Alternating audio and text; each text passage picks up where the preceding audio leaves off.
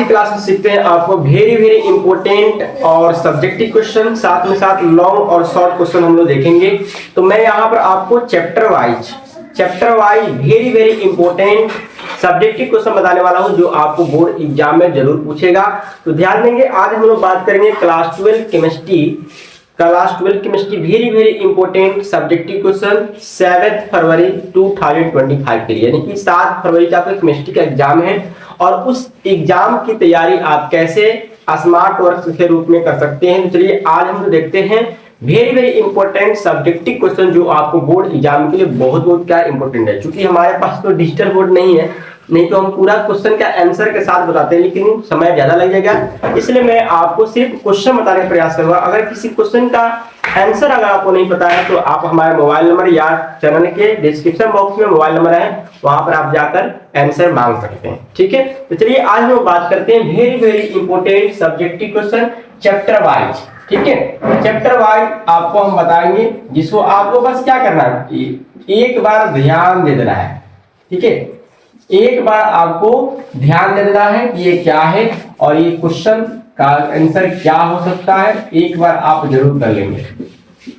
ठीक है, solid state में आपका चैप्टर पहला है और इस चैप्टर से कौन कौन से क्वेश्चन आपको इंपॉर्टेंट है, जिसको आपको ध्यान देने योग्य है। ठीक है, जिसको आपको अच्छे तरह से तैयारी करना है, क्योंकि बोर्ड एग्जाम में क्वेश्चन पूछे जा सकते हैं और कई बार रिपीटेड क्वेश्चन है, कई बार क्वेश्चन पूछा भी गया है। ठीक है, तो चलिए आज हम लोग देखते हैं आपको सॉलिड स्टेट चैप्टर नंबर 1 का very very important subjective question, जिसमें आपको हम ये नहीं बताने वाला है कि ये लॉन्ग है ये शॉर्ट है।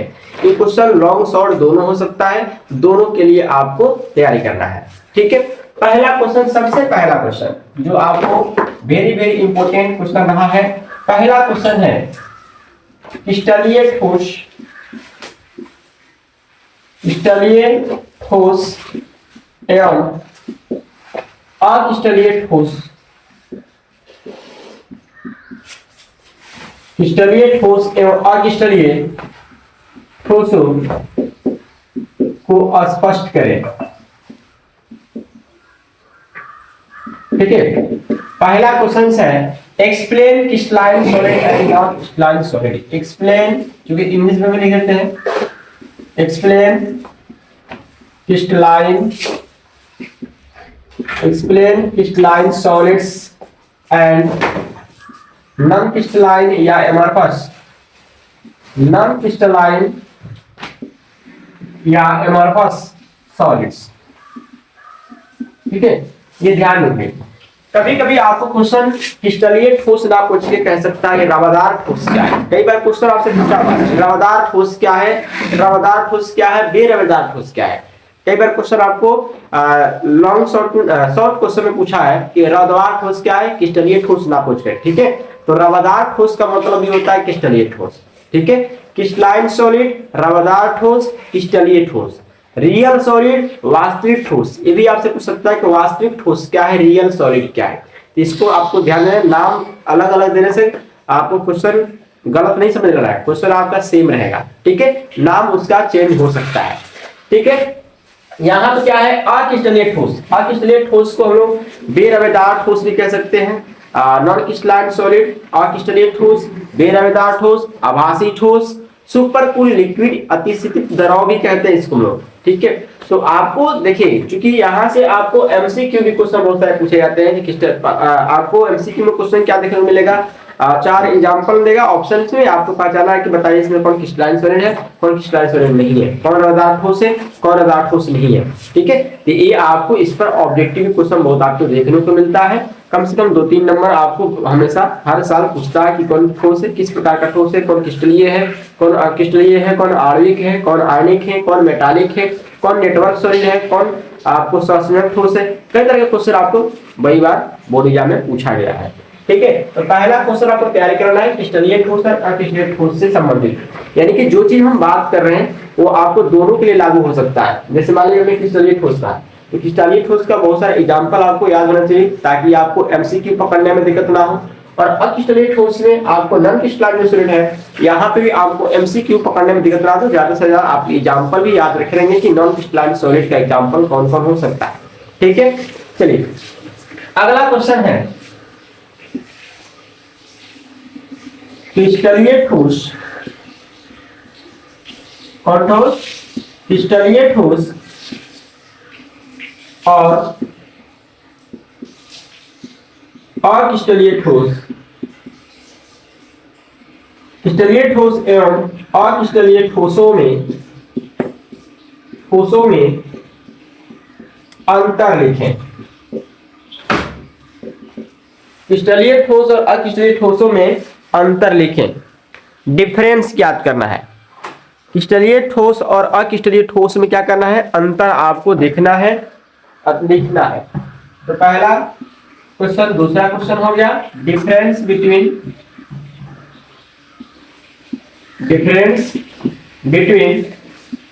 crystalline solid, difference between crystalline solids and non-crystalline solid,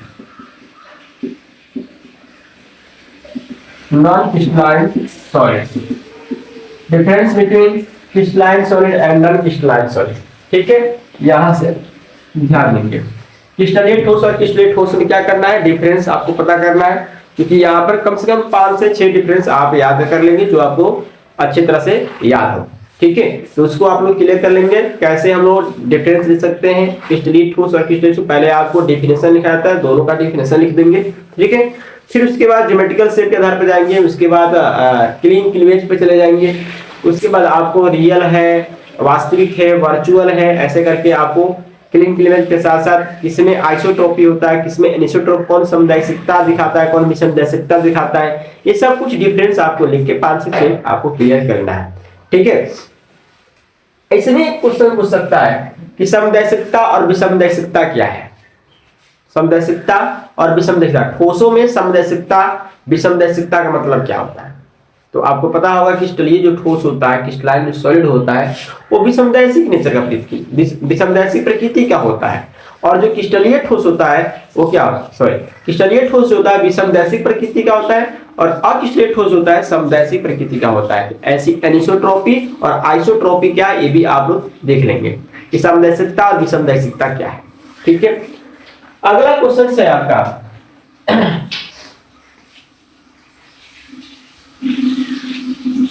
अगला क्वेश्चन है आपका सहसंयोजक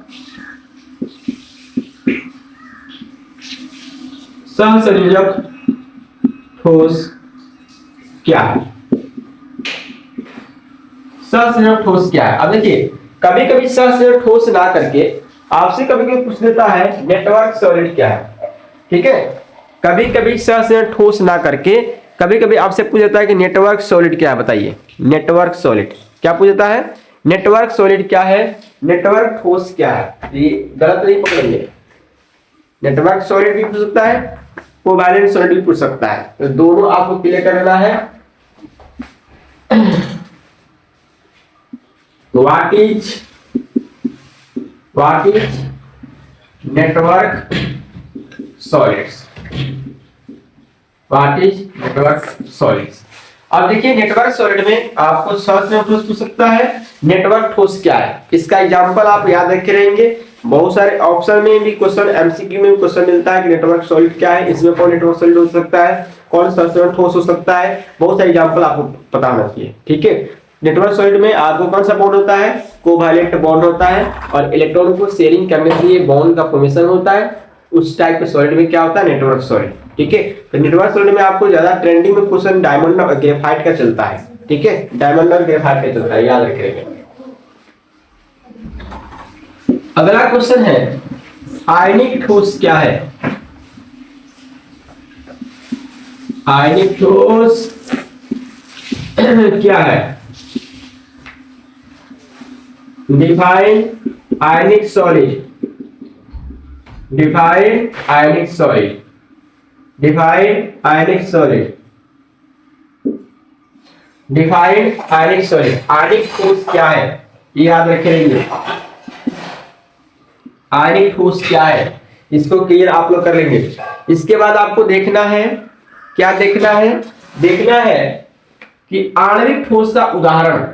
ठीक है, कभी कभी आपसे क्वेश्चन पूछता है कि हाइड्रोजन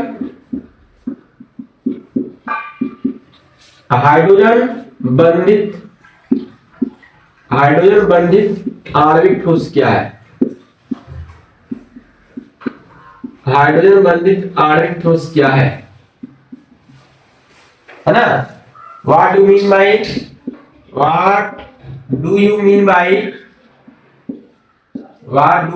बाय हाइड्रोजन बॉन्डेड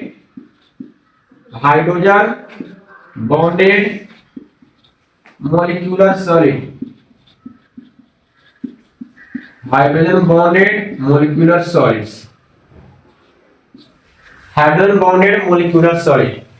यहां से एमसीक्यू भी क्वेश्चन पूछे जाते हैं कि हाइड्रोजन बॉन्डेड मोलिक्यूलर सॉलिड क्या है। एमसीक्यू क्वेश्चन बहुत बार आपसे पूछा है, 4 ऑप्शन देगा, कहेगा बताइए इसमें कौन सा हाइड्रोजन बॉन्डेड मोलिक्यूलर सॉलिड है। ठीक है, 4 ऑप्शन देगा, पूछेगा कौन सा इसमें हाइड्रोजन बॉन्डेड मोलिक्यूलर सॉलिड है, तो उसका ट्रिक्स आपको पता होगा कि हाइड्रोजन बॉन्डेड मोलिक्यूलर सॉलिड को पहचानने का तरीका क्या होता है। कम से कम एक एटम हाइड्रोजन होना चाहिए और जो अदर एटम होता है वो हाई वैलेंट यानी कि हाई इलेक्ट्रोनेगेटिव वैलेंट वाला एलिमेंट होता है, जिसमें ऑक्सीजन होता है, फोलिन होता है और नाइट्रोजन होता है। तो आपको पता होगा, नहीं पता होगा तो फिर देख लेंगे। 6 नंबर क्वेश्चन है, बहुत इंपॉर्टेंट क्वेश्चन है। एकक सेल क्या है? एकक सेल क्या है? एकक सेल क्या है, इसका वर्गीकरण करें। एकक सेल क्या है, इसका वर्गीकरण करें। ठीक है, एकक सेल क्या है, इसका वर्गीकरण करें।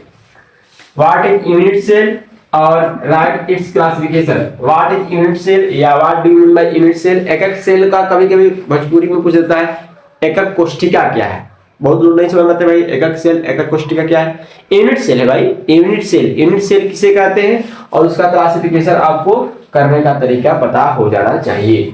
ठीक है, अब यूनिट सेल में बहुत सारे unit cell, primitive unit cell आएगा, सेंटर्ड यूनिट सेल आएगा, उसमें आपको सेंटर्ड में आपको बीसीसी एफसीसी आएगा, ईसीसी आएगा, ये सब कुछ आपको क्लियर करना है कौन सा एसएससी है, कौन सा बीसीसी है, कौन सा एफसीसी है।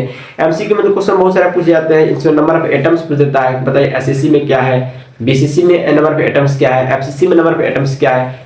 1 2 4 होता है, एसएससी में 1 होता है, बीसीसी में 2 होता है और एफसीसी में 4 होता है। तो ये सब कुछ आपको क्लियर करते जाना है ताकि एमसीक्यू भी काम दे। मतलब कि जो क्वेश्चन हम सब्जेक्टिव में डाल रहे हैं उसी के बेस पे क्वेश्चन आपको ऑब्जेक्टिव में भी पता होना चाहिए ताकि वहां से क्वेश्चन आपको टैली हो जाए। तो अगर चूंकि आपको कंसेप्ट क्लियर है, सब्जेक्टिव के साथ कंसेप्ट क्लियर है, तो आप एमसीक्यू पकड़ लेंगे। ठीक है, एमसीक्यू जरूर पकड़ लेंगे।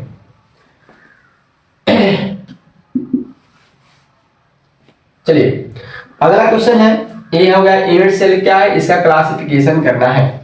यूनिट सेल में पढ़ने के बाद आपको आएगा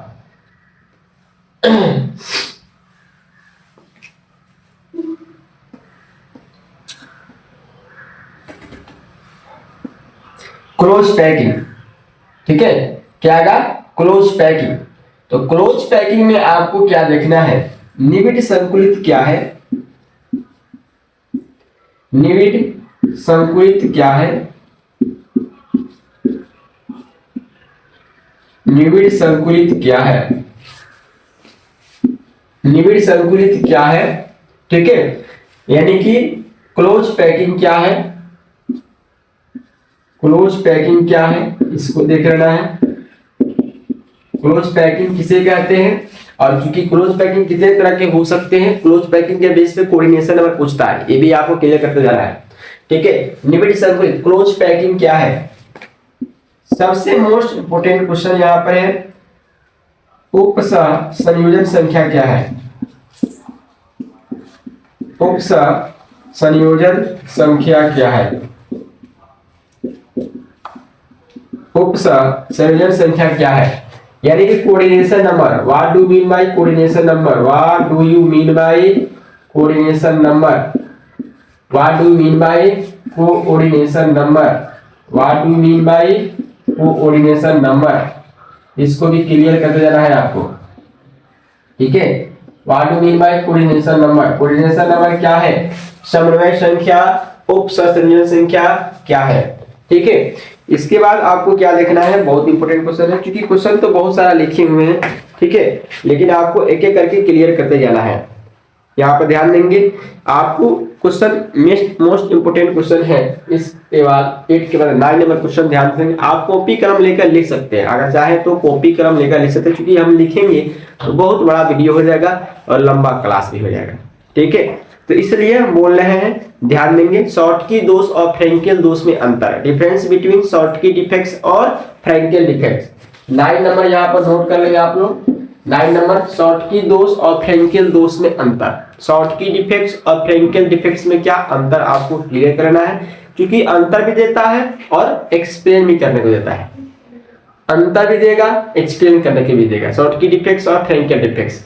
आपको कभी कोई पूछता है बिंदु दोष क्या है, त्रुटि क्या है, बिंदु दोष पॉइंट डिफेक्ट्स क्या है, त्रुटि क्या है, क्रिस्टल में त्रुटि से आप क्या समझते हैं, मतलब समझे क्रिस्टल में दोष से आप क्या समझते हैं, ठीक है। तो पॉइंट डिफेक्ट्स, बिंदु दोष, क्रिस्टल में दोष, शॉर्ट की डिफेक्ट्स, फ्रैंकेल डिफेक्ट्स, ये सब आपको क्लियर करते जा रहा है, ठीक है। उसमें आपको आता है एफ सेंटर, एफ केंद्र क्या है, एफ सेंटर क्या है, एफ केंद्र क्या है, क्योंकि डिफेक्ट्स में आपको एफ केंद्र पढ़ा जाएगा, तो एफ केंद्र क्या होता है ये आपको देखते रहना है। एफ सेंटर क्या है, what do mean bye F centre, ठीक है।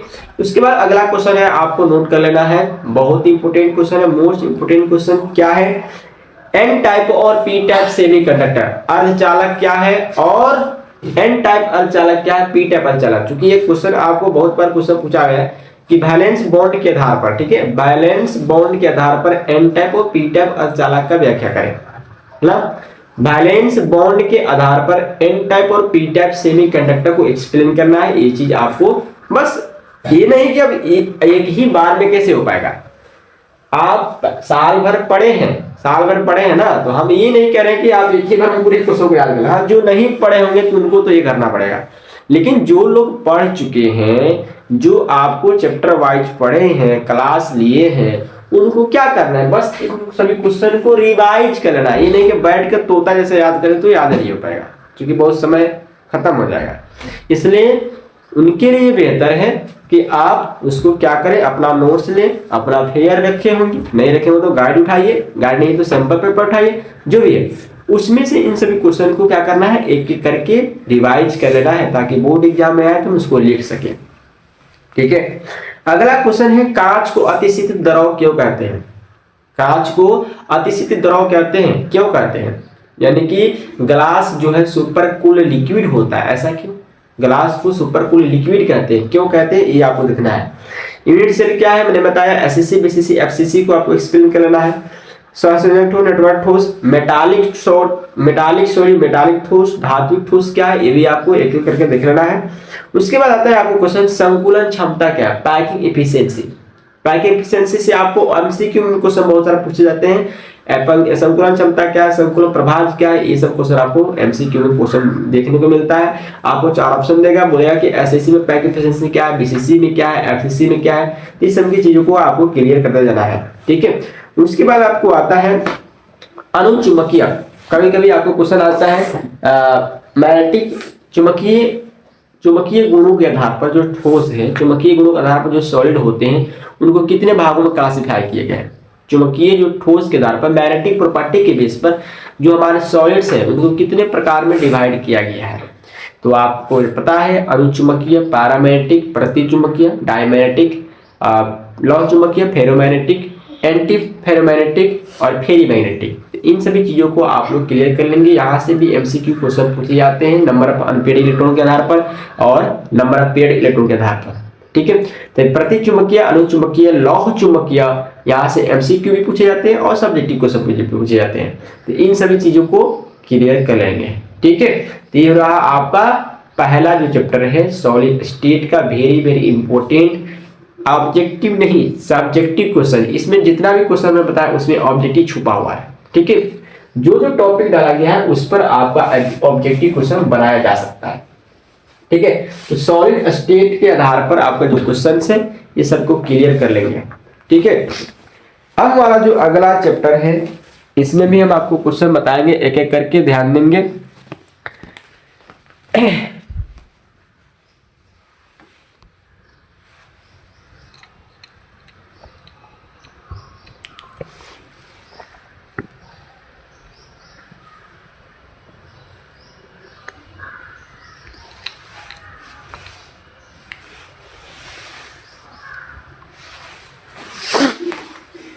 चलिए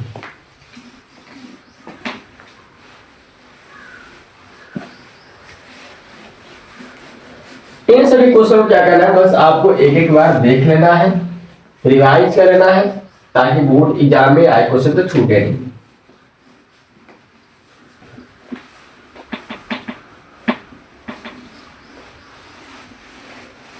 अब जो लोग एक दिन में पढ़कर पास होना चाहते हैं उनसे क्यों नहीं हो पाएगा, एक दिन में क्यों नहीं हो पाएगा।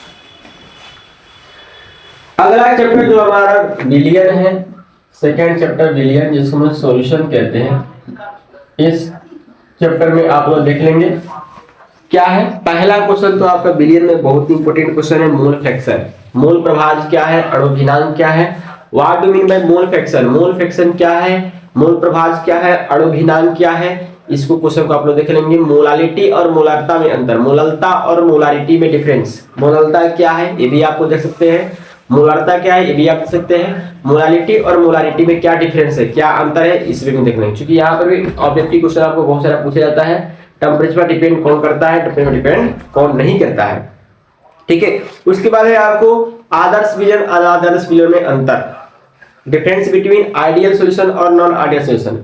आदर्श विलयन और अनादर्श विलयन क्या है, डिफरेंस बिटवीन आइडियल और नॉन आइडियल सॉल्यूशन क्या है, इसको आपको क्लियर कर लेना है, ठीक है। अगला क्वेश्चन है आदर्श विलयन की विशेषता क्या होती है, आइडियल सॉल्यूशन की, हाँ लेके रख दो, हाँ रख दो ना, ठीक है। आइडियल सॉल्यूशन की क्या विशेषता होती है, आदर्श विलयन की विशेषता क्या होती है, इसको भी आपको क्लियर करना है ना।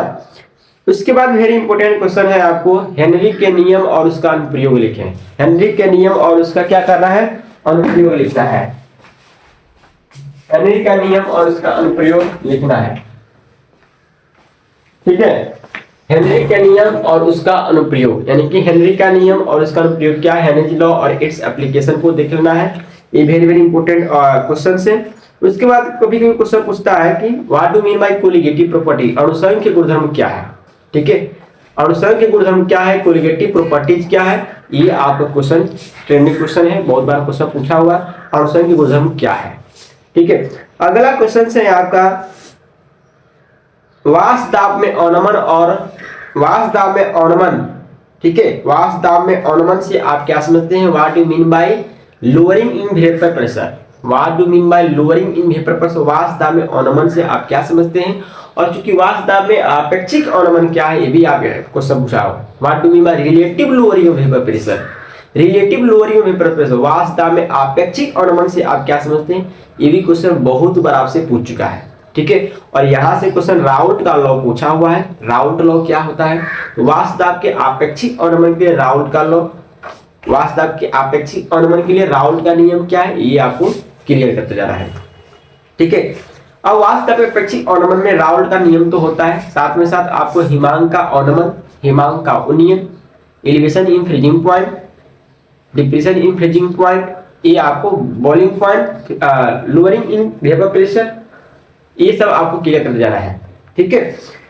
मोलल उन्नयन स्थिरांक क्या है, ये कई बार क्वेश्चन पूछा है।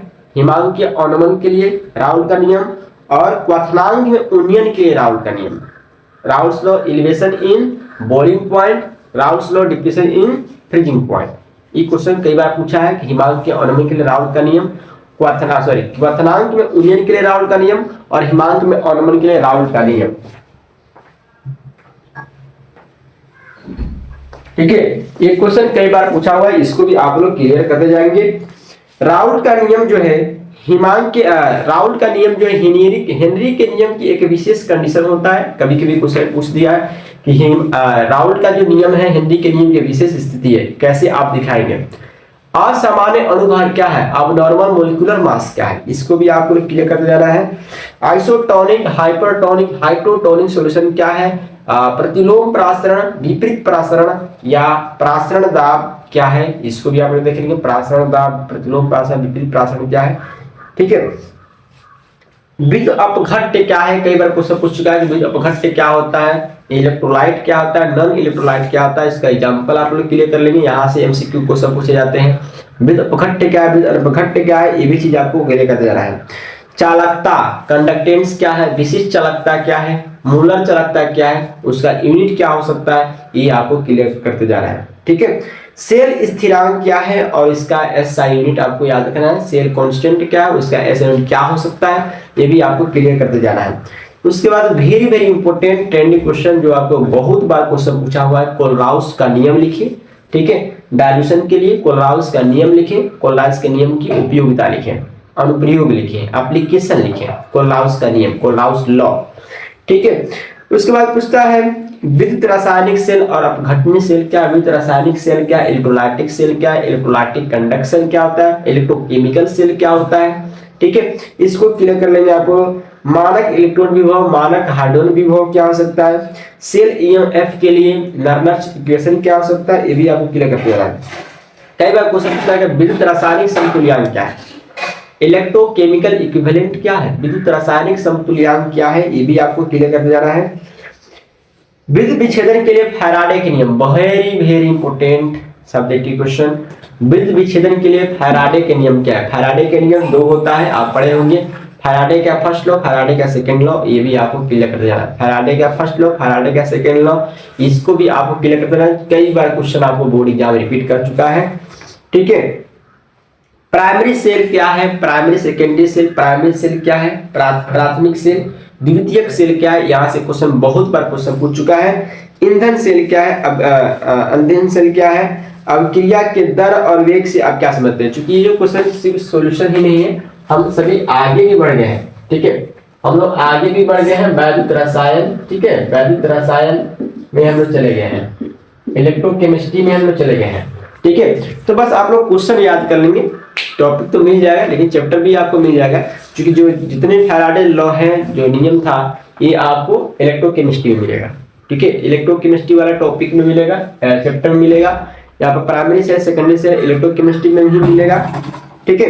अभिक्रिया की दर से आप क्या समझते हैं, अभिक्रिया के दर, अभिक्रिया के नियम, दर नियम से क्या समझते हैं, ये भी आपको क्लियर कर जाना है। ईंधन सेल क्या है, रासायनिक अभिक्रिया को प्रभावित करने वाले कारक क्या हो सकते हैं, अभिक्रिया की आणविकता कोटि में क्या कर सकता है, डिफरेंस बिटवीन मोलैक्युलरिटी ऑफ रिएक्शन और ऑर्डर ऑफ रिएक्शन, ये भी करते जाना है। वेग नियम क्या है, रेट लॉ क्या है, रेट नियम क्या होता है। शून्य, वेरी वेरी इंपॉर्टेंट, 5 नंबर में क्वेश्चन पूछने वाला, शून्य कोटि अभिक्रिया के लिए रेट कांस्टेंट, काइनेसिस करना है, kinesis of zero order reaction for, kinesis of rate constant for zero order reaction. शून्य कोटि अभिक्रिया के लिए वेग स्थिरांक का व्यंजक प्राप्त करें, प्रथम कोटि अभिक्रिया के लिए वेग स्थिरांक का व्यंजक प्राप्त करें, ये आपको क्लियर करना है। 5 नंबर क्वेश्चन में पूछा हुआ बहुत बड़ा क्वेश्चन है, ठीक है। अभिक्रिया की अर्ध आयु से आप क्या समझते हैं, अभिक्रिया की अर्ध आयु, हाफ लाइफ रिएक्शन, अभिक्रिया का अर्ध आयु संकीर्ण ऊर्जा क्या है उधर, ठीक है। संकीर्ण ऊर्जा क्या है, what do mean bye activation energy, संकीर्ण ऊर्जा क्या है, ये भी आपको क्लियर कर लेना है। अब हम लोग जो एक केमिकल काइनेटिक्स में, चूंकि अब चैप्टर वाइज हम नहीं बता रहे, लगातार बता रहे हैं, जो भी क्वेश्चन बोल रहे हैं लगातार बता रहे हैं, ठीक है। यानी कि आपका इलेक्ट्रोकेमिस्ट्री हो गया, हमने केमिकल काइनेटिक्स भी बता दिया, जिसमें रेट आपको रेट ऑफ रिएक्शंस आएगा, रेट लॉ आएगा, आपका अभिक्रिया की कोटि आएगा, आणविकता, ये सब केमिकल काइनेटिक्स चैप्टर का था, ठीक है। अब हम लोग जाएंगे फिजिकल केमिस्ट्री में, जिसमें आपका सतह रसायन फिजिकल केमिस्ट्री जिसको बोलते हैं, उसमें पहला क्वेश्चन आपको देखना है कि अवशोषण अधिशोषण क्या होता है। अवशोषण एडजॉर्प्शन और एब्जॉर्प्शन क्या होता है, अवशोषण अधिशोषण में अंतर ही लिख लेंगे, भौतिक अधिशोषण रासायनिक अधिशोषण में अंतर, फिजिकल एडजॉर्प्शन और केमिकल एडजॉर्प्शन में अंतर, ये आपको देख लेना है, ठीक है। कई बार क्वेश्चन आपको उत्प्रेरक से पूछ दिया कि कैटलिस्ट क्या होता है, उत्प्रेरक क्या होता है, समांगी उत्प्रेरण, विषमांगी उत्प्रेरण क्या होता है, होमोजेनियस कैटलिस्ट, हेटेरोजेनियस कैटलिस्ट क्या होता है, कैटलिस्ट क्या होता है।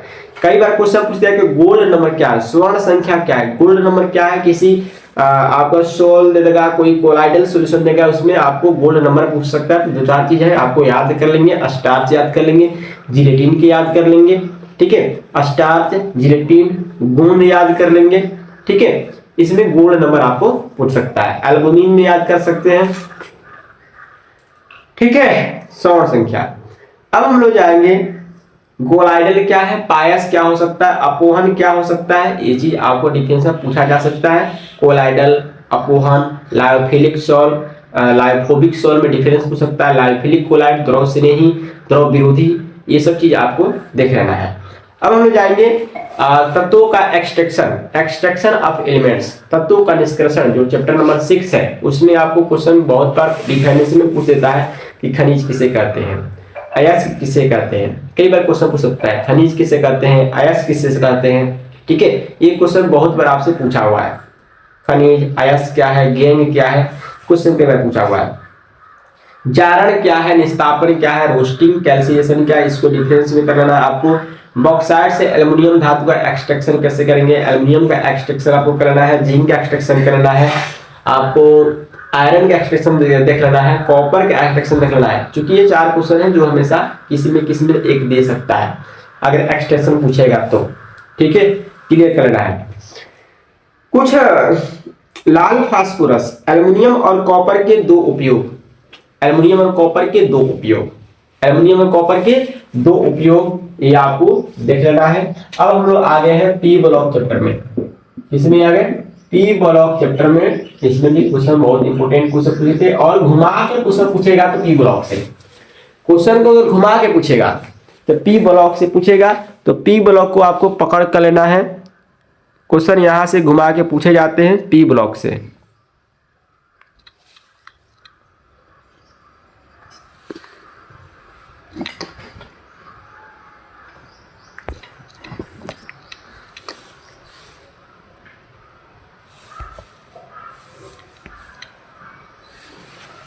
वीडियो दिख नहीं रहा है क्या?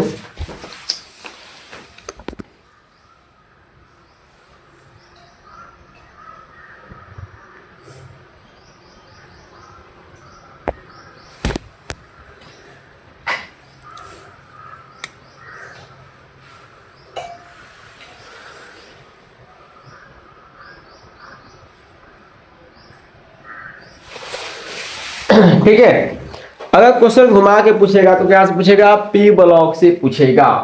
और पी ब्लॉक का जो पहला क्वेश्चन से बहुत ही इंपोर्टेंट क्वेश्चन है, लाल फास्फोरस और पीला फास्फोरस में अंतर, व्हाइट फास्फोरस और येलो फास्फोरस। लाल फास्फोरस, येलो और व्हाइट एक ही होता है भाई, व्हाइट फास्फोरस उजला, पीला या लाल फास्फोरस में अंतर।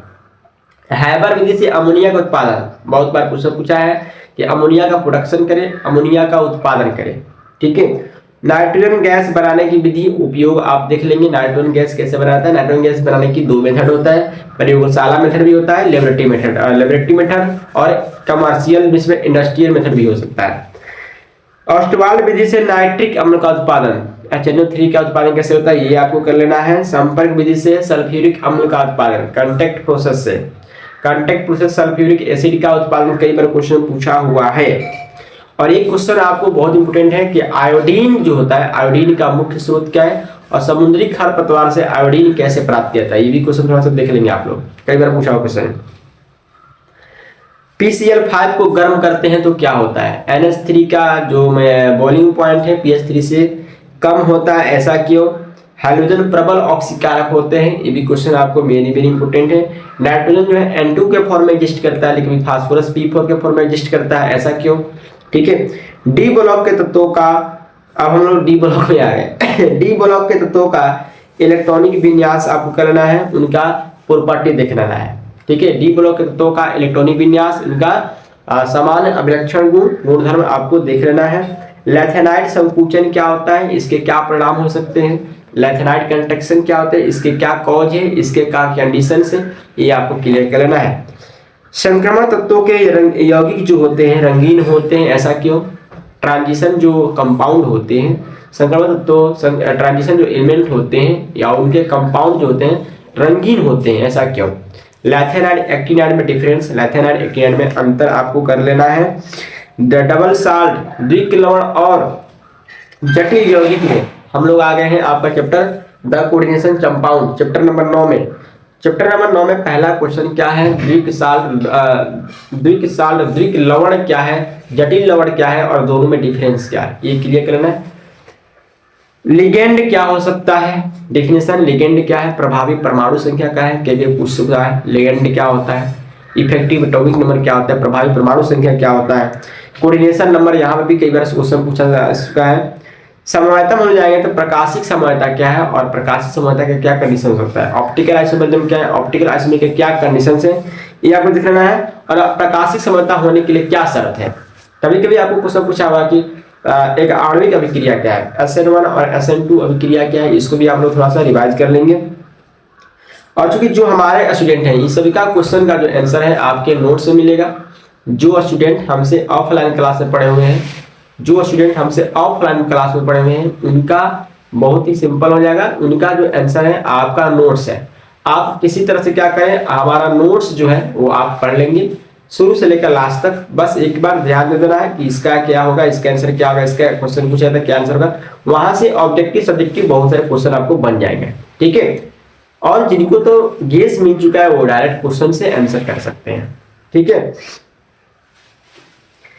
हेलो एल्केन हेलोरिन्स क्या हो सकता है, कुछ ऐसे फंक्शनल ग्रुप होते हैं जो एमसीक्यू में क्वेश्चन पूछा जाता है कि इसका फंक्शनल ग्रुप क्या होता है, एल्डिहाइड का क्या हो सकता है, कीटोन क्या हो सकता है, अल्कोहल क्या हो सकता है, इसका 10-12 फंक्शनल ग्रुप है, उसका थोड़ा सा फॉर्मूला आप लोग याद कर लेंगे।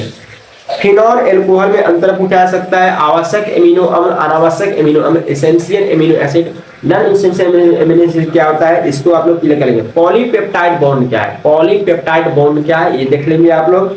कार्बोहाइड्रेट्स क्या होता है इसका वर्गीकरण, बहुत इंपॉर्टेंट क्वेश्चन। कार्बोहाइड्रेट्स इसका वर्गीकरण बहुत इंपॉर्टेंट क्वेश्चन है, ये 5 नंबर क्वेश्चन पूछा जाता है कि कार्बोहाइड्रेट्स क्या है और इसका वर्गीकरण करें। एक क्वेश्चन बहुत बार पूछा हुआ क्वेश्चन है ग्लूकोज बनाने की विधि और संरचना सूत्र। ठीक है, ग्लूकोज बनाने की विधि और संरचना सूत्र क्या हो सकता है ये क्लियर करना है। ग्लूकोज बनाने की विधि और संरचना सूत्र उसका क्लियर करना है। ठीक है, आरएनए डीएनए में अंतर कई बार पूछ चुका है कि आरएनए और डीएनए में डिफरेंस लिखें, बहुलीकरण क्या है, पॉलीमराइजेशन क्या है, बहुलक को परिभाषित करें, इसका वर्गीकरण। ये 5 नंबर क्वेश्चन पूछा जा सकता है कि पॉलीमर क्या है और पॉलीमर का क्लासिफिकेशन कैसे किया गया है। ठीक है, अब है कुछ डिफिनेशन जो शॉर्टकट में पूछ सकते, साबुन क्या है, अपमार्जक क्या है, एंटा एसिड क्या है, प्रति अम्ल क्या है, प्रिजर्वेटिव क्या है, परिरक्षक क्या है, पीड़ाहारी क्या है, एंटीपायरेटिक क्या है, एंटीपायरेटिक क्या है, पीड़ाहारी, नॉन नार्कोटिक, नार्कोटिक कई तरह से क्वेश्चन आपको पूछ सकता है ना, निंद्राहारी पीड़ाहारी और अनिंद्राहारी पीड़ाहारी, नार्कोटिक और नॉन नार्कोटिक, एंटीपायरेटिक क्या होता है ये क्लियर कर लेंगे। प्रतिरोधी एंटीसेप्टिक क्या हो सकता है, ऑक्सीडेंट एंटीऑक्सीडेंट क्या हो सकता है, प्रतिऑक्सीकारक क्या हो सकता है, ऑक्सीकारक क्या हो सकता है।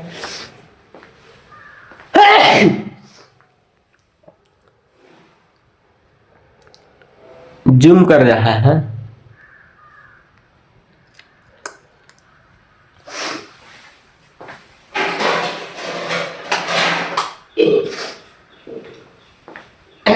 ठीक है, यहां से क्वेश्चन आपको पूछे जा सकते हैं। प्रोटीन और विटामिन का क्लासिफिकेशन, प्रोटीन और विटामिन का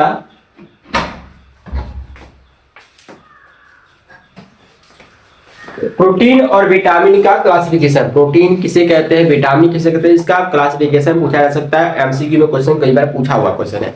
ठीक है, एक बार क्वेश्चन तो बहुत बार पूछा है, कृत्रिम मधुरक क्या है, आर्टिफिशियल स्वीटनर क्या है और इसका उदाहरण क्या है। ठीक है, आर्टिफिशियल स्वीटनर क्या है उसका उदाहरण आपको कई बार क्वेश्चन पूछ चुका है, इसको भी आपको क्लियर कर लेना है।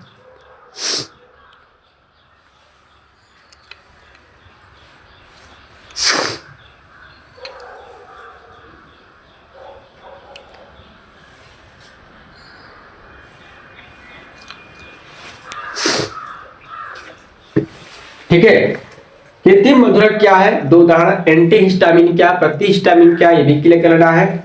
और कुछ हम आपको वेरी वेरी इंपॉर्टेंट रिएक्शन बता रहे हैं, यहां से क्वेश्चन तो आपको 100% आने वाला है। ऑर्गेनिक रिएक्शन, ऑर्गेनिक रिएक्शन आप लोग कर लेंगे, पूरे किताब को नहीं पढ़ना है। ऑर्गेनिक रिएक्शन आप लोग कर लेंगे, जो कार्बनिक रसायन में मिलेगा। पहला रिएक्शंस का नाम है विलियम संश्लेषण अभिक्रिया। क्या है? विलियम सिंथेटिक रिएक्शंस क्या है? ठीक है। एल्डोल कंडेंसेशन क्या है? एल्डोल कंडेंसेशन, एल्डोल संघनन क्या है? कार्बिल एमीन अभिक्रिया क्या है? कार्बिल एमीन रिएक्शंस क्या है? हॉफमैन ब्रोमाइड रिएक्शन क्या है? कैनिजारो रिएक्शंस क्या है? सैंडमायर रिएक्शन क्या है? कॉल्बे रिएक्शन क्या है? राइमर टीमैन रिएक्शन क्या है? उर्ज और उर्ज फिटिंग रिएक्शन क्या है? ये भी आपको क्लियर करना है। सट्टन बामन रिएक्शन क्या है? सट्टन बामन रिएक्शन क्या है? पर्किंग रिएक्शन क्या है? क्लीमेंसन रिएक्शन क्या है? फ्रीडल क्रॉफ्ट रिएक्शन, अल्मान रिएक्शन, ठीक है, बाल्सलीमन रिएक्शन और इटार रिएक्शन। इस सभी चीज को आपको देख लेना है, ध्यान से देख लेना है। और कुछ आपको कन्वर्जन पूछता है, बेंजीन से एनिलीन, बेंजीन से फिनॉल, फिनॉल से एनिलीन, इथेन से प्रोपेन। ऐसे क्वेश्चन आपको कई बार रिवर्स क्वेश्चन पूछे जाते हैं, वो भी पहले कुछ जमाने में क्वेश्चन आता था, लेकिन क्वेश्चन पूछा जा सकता है, इसको भी आप लोग कुछ देख लेंगे। प्राइमरी सेकेंडरी टर्शियरी एल्कोहल में difference, primary secondary tertiary amine में डिफरेंस, ठीक है। ल्यूकस अभिकर्मक और ल्यूकस रिएजेंट और विक्टर मेयर परीक्षण क्या हो सकता है? ऑक्जेलिक अम्ल टार्टिक एसिड का स्ट्रक्चर, उसका फार्मूला, आईपीएससी नाम लिखने का ढंग सीख जाएंगे। एमिनो अम्ल क्या है? न्यूक्लिक एसिड क्या हो सकता है? अल्फा एमिनो अम्ल, बीटा एमिनो अम्ल, कई तरह का एमिनो अम्ल होता है, ठीक है। बूना एन और बूना एस जो रबर है, इनका मोनोमर का नाम कई बार है ना, पॉलीमर के कुछ पॉलीमर के मोनोमर का नाम आप लोग याद रख रही है। कई बार मोनोमर में क्वेश्चन पूछा, आपको बहुत बार क्वेश्चन पूछ चुका है। और आईपीएससी नाम तो लिखने में कोई आपको पता होना चाहिए। आईपीएससी नाम कैसे लिखते हैं? ऑर्गेनिक कंपाउंडों का, आ चूंकि यहाँ पर भी एक आईपीएससी नाम पूछा जाता है। कहाँ? आपको कोऑर्डिनेशन कंपाउंड चैप्टर में, वहां पर छोड़ दो, उसमें कोऑर्डिनेशन कंपाउंड चैप्टर में आपको आईपीएससी नोमेनक्लेचर वहां से भी पूछे जा सकते हैं, तो उसको भी आपको क्लियर करना है। कोऑर्डिनेशन कंपाउंड में K3 एफिशिएंसी का आईपीएससी नाम क्या है, ये आपको सिखाया गया, बहुत सारा वीडियो आपको पाया। और इतना करने के बाद आप लोग अच्छी तरह से तैयारी करें, क्योंकि जिस क्वेश्चन का आंसर नहीं मिल रहा है वहां से आंसर आपको मिल जाएगा। इन सभी क्वेश्चन को बस एक बार दो बार पूछ कर लेना है। बस आपको क्वेश्चन की तरह पूछेगा, आपको हमने क्वेश्चन कम से कम 100 क्वेश्चन बताया। 100 क्वेश्चन में कम से कम आपको कितने क्वेश्चन आपको बनाना है? मात्र 10 को शॉर्ट और 3 को लॉन्ग, यानी 13 को सब्जेक्टिव क्वेश्चन आपको आने वाला है 100 क्वेश्चंस में। तो बस आपको एक दिन में तो नहीं कर सकते, जो बच्चे पहले से पढ़े हुए हैं बस इन क्वेश्चन को क्या करेंगे, एक बार दो बार उसको बस रिवाइज कर लेंगे, ताकि बोर्ड एग्जाम में क्वेश्चन आए तो हम छोड़ ना पाए। और जो बच्चे साफ नहीं पढ़े हैं उनके लिए तो हम कुछ नहीं कर सकते हैं, उनके लिए तो एक दिन में तो हो नहीं सकता। बहुत सारा वीडियो आता है कि 1 घंटे में 99 बार, ऐसा नहीं हो सकता है, ठीक है। तो जो बच्चे पहले से पढ़े हैं और जिनको डर लग रहा है कि नहीं हम क्या पढ़ें, क्या याद करें, क्या पूछ रहा है, क्या पूछेगा, तो उसके लिए बेहतर तरीका है कि हमने जो जो क्वेश्चन को बताया उसको आप क्या करें, एक बार दो बार इसी तरह करके क्लियर कर लें। 100% आपका केमिस्ट्री का एग्जाम अच्छे से जाएगा। और एमसीक्यू क्वेश्चन जो है, जहां तक की बात है, तो एमसीक्यू क्वेश्चन के लिए आप बहुत सारे आपके पास सैंपल पेपर, मॉडल पेपर होंगे। हम तो कहेंगे कि सबसे अच्छा है कि आप क्वेश्चन बैंक 10 साल का है ना, 10 साल का ईयर वाइज जो क्वेश्चन है उसका ऑब्जेक्टिव क्वेश्चन आप कर लेते हैं, तो आपका बोर्ड एग्जाम निकल जाएगा। हाँ, क्वेश्चन सेम नहीं आएगा, लेकिन क्वेश्चन उसके बेस पे रहेगा, ठीक है। तो बहुत अच्छा, और आपका एग्जाम अच्छे से जाए। अगर आप लोग मन में कोई डाउट हो, कोई क्वेश्चन हो, तो आप लोग कमेंट बॉक्स कर सकते हैं। किसी क्वेश्चन का आंसर नहीं पता है तो आप लोग भी कमेंट बॉक्स में डाल सकते हैं। फिर मिलते हैं अगले क्लास में। Good bye, thank you, best of luck, और आपका केमिस्ट्री का एग्जाम अच्छे से जाए, ये हमारी शुभकामना। Best of luck.